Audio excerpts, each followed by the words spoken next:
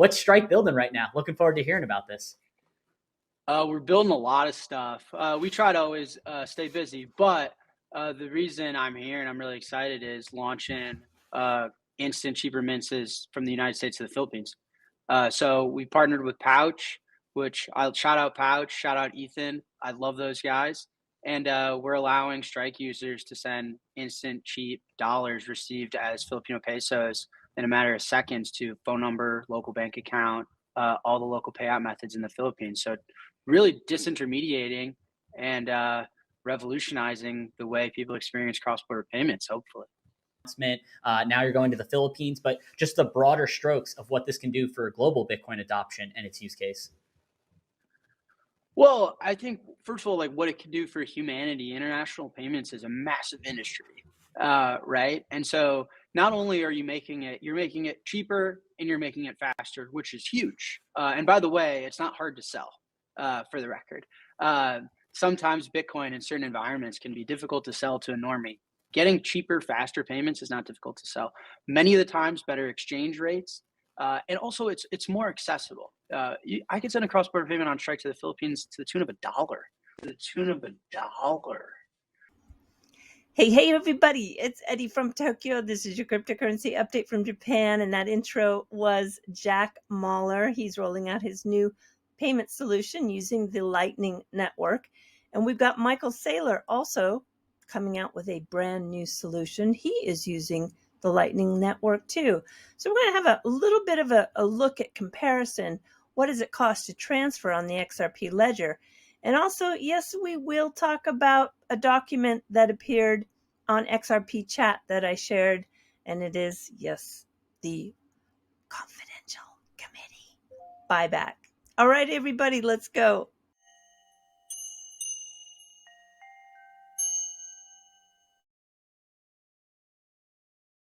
What you're looking at here is the payment details of 500 million XRP that moved out of escrow and went into a Ripple wallet on the 1st of February, just a couple of days ago. And you can see that the fee to move 500 million XRP was 0.0005 XRP, or 500 drops.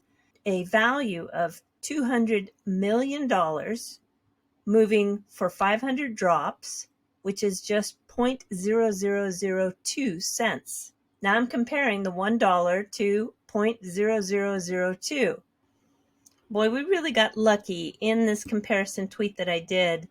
There are 4 comments from Neil Hartner, and Neil is a senior staff software engineer at Ripple working on ODL cross-border payments. So he's talking about the ODL, the on-demand liquidity senders.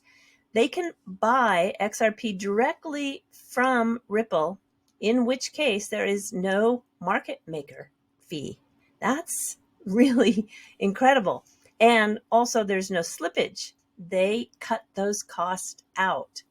There was a good question asked. Was my comparison fair? Neil answered that if comparing Bitcoin over Lightning Network versus XRP over XRPL, yeah, it's a fair comparison. If we are comparing fiat to fiat over Strike, the ODL comparison then is valid. In the latter, we have to remember that the ability to get a good foreign exchange rate matters. And also those payment providers, well, they do bake in their own fees. Lastly, we learned that the sender using ODL sends the XRP to an exchange where the receiver has an account. So I think we were under the impression that it would only go to a designated ODL exchange like a Bitstamp, a Bitso, or a coins.ph. But we're learning here that it really is up to where the receiver has an account. That is where the XRP goes. I hope Neil makes it a habit to jump into these threads often. Everybody wants to move assets at the speed of light, friction-free, 24/7, 365. MicroStrategy's Bitcoin strategy is just a way to invest in that. And the enthusiasm over Bitcoin is really billions of people on the planet that want to move their money faster and more frequently. And they're They're chafing at the restrictions of the 20th century analog finance economy. The most exciting thing going on right now in the digital monetary world is Lightning. Lightning is a layer 2 open protocol for moving Bitcoin transactions in a split second for a fraction of a penny. In essence, Lightning is money over IP. And if you think about the world as it changed after TCP/IP and moving data over IP and then voice over IP, Lightning promises to allow millions of companies to provide transactions in real time with billions of consumers. What if you could just give the billions of dollars in money directly to your customers and your prospects, and you cut out the advertising? It might create a much less toxic, much more constructive environment. To do it, you need micro payments. You need to be able to move money at the speed of light, friction-free. You can't do it with 20th century credit cards. They're too expensive. They're too slow. They're too kludgy. There's too much friction. So what Bitcoin offers is micro transactions that can fundamentally change the way you market, change the way you build your products. And of course, you know, if you live in Africa or South America and it's Saturday afternoon, you know, the banking system is not working for you. Right, Bitcoin and Lightning is a monetary system that works for the entire world and never gets turned off. MicroStrategy is actually developing MicroStrategy Lightning, our own enterprise Lightning offering. And we're going to allow CMOs to offer Lightning rewards or Bitcoin rewards, like a universal frequent flyer program, to hundreds of thousands or millions of their customers, all of their employees, all of their prospects, at the speed of light off of a website. And so we're very enthusiastic about that. That was Michael Saylor. I think everybody knows that. And it sounds interesting what he's trying to launch here, but there's probably a little bit more of a problem than he either is admitting or that he just hasn't come across yet, because the Lightning Network has a little bit of some incompatibility when it comes to Know Your Customer, KYC. Let me explain. This is Andreas Antonopoulos. He is one of the best educators for Bitcoin. He's been around a very, very long time. He's actually kind of quiet these days, but boy, back in the 2015, 16, 17, he was just every day you heard from him.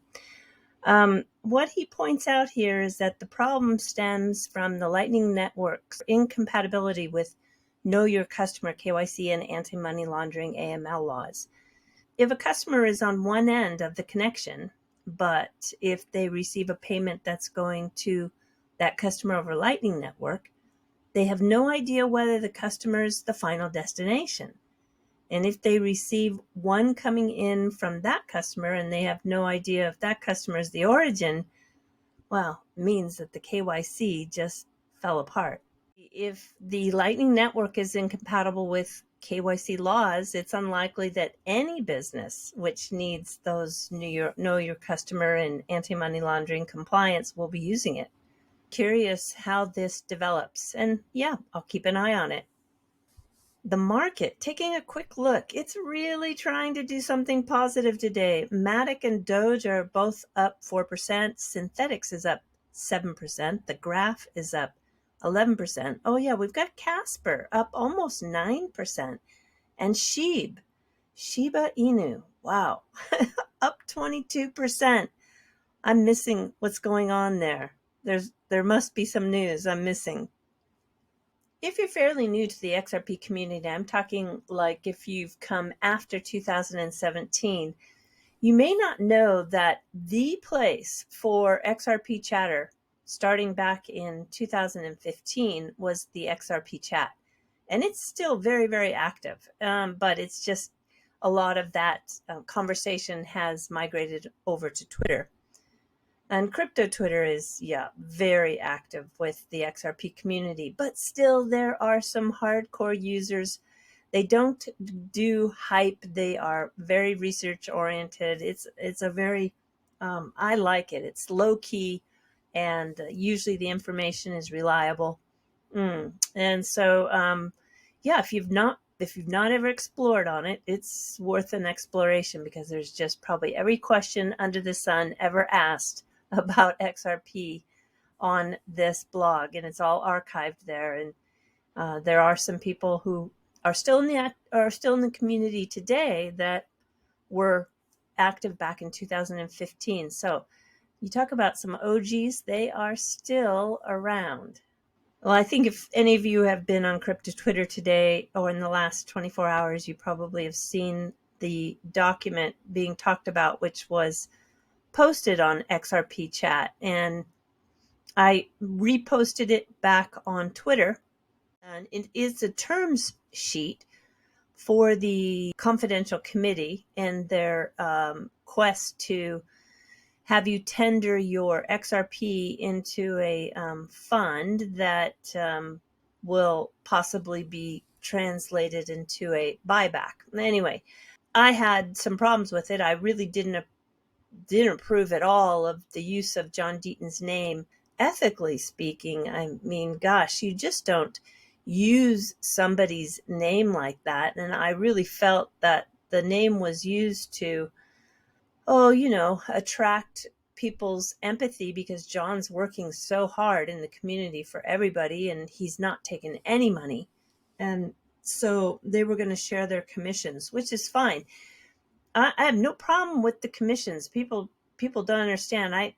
If you do a deal and you get commissions, that's fine. But if you're going to share your commissions, do it quietly. You don't have to announce to the world. That made me feel like they're just using his name to influence others to support the scheme. And I also think that tendering your assets over to somebody else when they say in the document that there's basically no recourse, you can't sue them for loss for 100 years. I mean, that's getting a little bit crazy. And this is why I've wanted to know the technicals behind this for a very long time. I've been asking a lot of the technicals as to how they're going to actually do it, who's going to custody it, how does that NFT actually work? Is it a receipt? What happens if the deal falls apart after you've tendered? I mean, there's just so many questions I've asked, but I didn't get any of those questions answered yet. The problem is that it's not a problem for me. It's a problem for the committee. They thought I was the leaker, and they were absolutely sure that I had a copy of the term sheet. I somehow am orchestrating the leak. That's just not the case. This was a link that was on XRP chat, and all I did was just and XRP chat is a public forum. All I did is just take that same public link and shared it on Twitter. So I've been really clear and very communicative as to what I don't like. I don't like the $10 charge that was laughed about, actually, that was going to be $10 to download the valuation reports. I thought that was just not only ridiculous, but taking advantage of the community and making money on the backs of the community on these valuation reports, which I found that AI chat does a better job than anything else I've ever seen. To charge people $10 seems just wrong. There was belief the part of Jimmy Valley. He thought I had seen the term sheet ahead of time. And he thought that Yassin Mubarak had sent it to me and that I leaked it. He was calling me a leaker. How can you be a leaker when A, it was never sent to me, B, I'm not part of the committee. So, I mean, when you have a leaker, that's somebody who's already been able to, be on the inside and see that document. And I never saw it. And he actually had the nerve to say he didn't believe me. Well, I had to go back to Yassin and say, hey, listen, you never sent me a term sheet. And why does Jimmy think that you sent it to me? You never did. And you need to say something, I told him. You just can't stay silent. That's wrong. And then he did say, well, a while back, he sent me the document as an email attachment and asked me to forward it to you, but I never did because I didn't notice an interest from you. Yeah, I had no interest. I had no interest to join committee. And then they've been out there trying to recruit people, but I had no interest. I just really wanted to know the answers to my technical questions.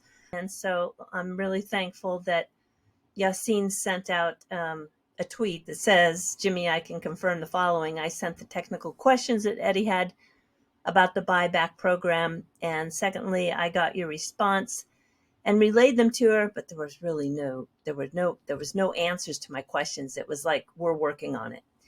But I did not send her the document attachment because I sensed she was not interested in the program. That's all. And it's right. He's right. When someone says you're not telling the truth and you are, it's very frustrating, right? I know everybody has probably experienced that. So being an attorney and being so sloppy with his accusations is surprising to me. And surprising he didn't check with the person who he was sure shared it with me. He hadn't checked. So it's just crazy. It really, really, really is really crazy. I still feel the same way as I did before. I don't like the $10 charge. I don't like turning over assets, especially when I don't know the technicals to it. I don't think that it was right to use John Deaton's name at all without his permission in the way they did, where he's going to be shown being compensated, which he has said over and over again that is not his wish. So anyway, there's just so many things wrong with this. Besides that, if you really do study some of the legal part of this, they should get another opinion for the legal part. What I've been told by some other attorneys. So as I wrote in the original list of questions, I was just trying to find out how technically he was going to pull that off. And if it was an NFT as a receipt, I want to know exactly how that is going to be executed. And I still want to know that. I hope this is the last tweet that I need to put out on this issue. It's a complete waste of time. And the Wrath of Kahneman, who's usually very quiet, he says that this is just a cluster of theories and some want to profit from it. The word that best describes this, many people are saying, is predatory. It was ridiculous at the start at 35,000, and now it's playing into people's hope with the 122,580 per XRP fantasy price. We have a lot of people that dove into the details of the term sheet, and Moon Lambo puts that each confidential committee member gets 50% of what Val Hill gets for each person they convince in the community to hand over their keys of their XRP. Bearable Bull put the committee structure into a visual, and you can see that Jimmy Valley is at the top. He's the buyback guy, with this upline coming from influencers on Twitter, content creators, and people who recruit. Even Ripple's developer, Neil Hartner, said to Crypto Lulu that he must admit he made a mistake and that the proposal was ill-conceived and apologize for promoting it. I'm telling you, if these guys keep pushing it, it's going to get really ugly. I was asked to be on Lulu's channel, but I told him, you got to be kidding me. No way. I don't want anything to do with this committee. Nothing. No, thank you. That's it's been enough for me now.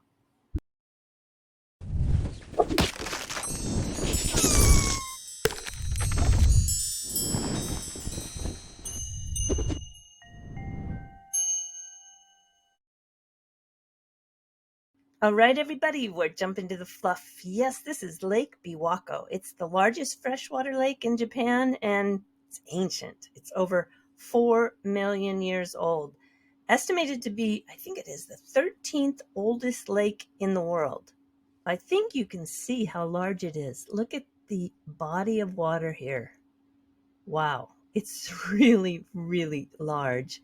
This is Tokyo, and this is Lake Biwako. Its name comes from the shape, which resembles the string instrument called a biwa, and it's played with kind of interesting. It's played with a bocce instead of fingers. Let me show you what a bocce looks like. Here's an example of 3 different bocce, and they're all shaped differently.